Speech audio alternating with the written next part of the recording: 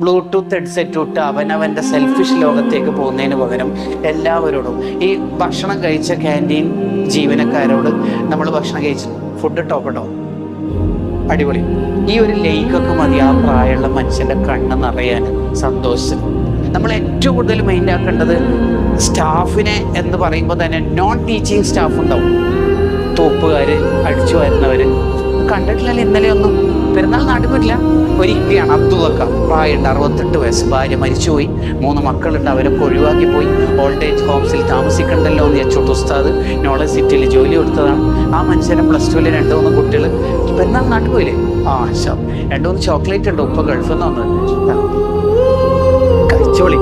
അബ്ദുള്ളക്ക് ഇല്ലെങ്കിലേ നമ്മളെ ഹെൽസിനായി സെറ്റ് ആവുള്ളൂ എന്ന് പറഞ്ഞാൽ ശരിക്കും ആൾക്കാരിനോ സന്തോഷം കിട്ടാത്തൊരു സ്ഥലത്ത് നിന്ന് ഇങ്ങനെ കിട്ടിക്കൊണ്ടിരിക്കുമ്പോൾ ഇങ്ങനെയാണ് നമ്മളൊക്കെ ജീവിക്കേണ്ടത്. ശരിക്കും ചെറിയ ചെറിയ ഫുട്ബോൾ പിരാന്തും കുറച്ച് മുടിപ്പിരാന്തെല്ലാം നമുക്ക് ഉണ്ടാവും, അതൊക്കെ അടുക്കട്ടെ.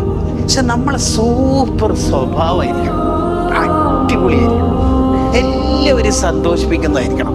നെഗറ്റീവ് കമന്റ് അടിക്കരുത്.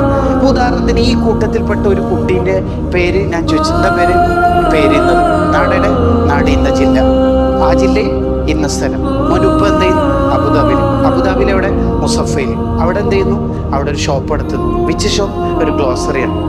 എന്നിട്ട് ഞാൻ ഈ കുട്ടീനെ ഇവിടെ നിർത്തിയിട്ട് നിങ്ങളുടെ മുന്നിൽ ഉദാഹരണം കാണിച്ചു തരാം. ഇവൻ്റെ ഉപ്പാൻ്റെ ഒരു സുഹൃത്ത് കള്ളുകൂടിയാണെന്ന് വിചാരിച്ചോളി. അങ്ങനെ പറയലോടുകൂടി ആ വർത്തമാനത്തോടുകൂടി ഇവൻ്റെ മുഖത്തെ ലൈറ്റ് കുറച്ച് കുറയും. ഇവൻ കള്ളു കുടിച്ചെന്ന് പറഞ്ഞില്ല, ഇവൻ്റെ ഉപ്പ കുടിച്ചെന്ന് പറഞ്ഞില്ല, ഇവൻ്റെ ഉപ്പൻ്റെ സുഹൃത്ത് കുടിച്ചെന്ന് പറഞ്ഞില്ല. സപ്പോസ് ആൻ എക്സാമ്പിൾ, ഉദാഹരണം പറയുമ്പോൾ തന്നെ സാറേ പ്ലീസ് വേണ്ടില്ലായിരുന്നു സാർ. മനുഷ്യന് തകരാൻ അത്രേ വേണ്ടൂ. നമ്മൾ ജീവിതത്തിൽ എത്ര ആളെ തകർക്കുന്നുണ്ട്, +1കാരാ, അനിയന്മാരാ, ജൂനിയേഴ്സിനാ, ക്ലാസ്മേറ്റ്സിനാ, എത്ര ആൾ നമ്മുടെ വാക്കുകൾ കൊണ്ട് തകരുന്നുണ്ട്.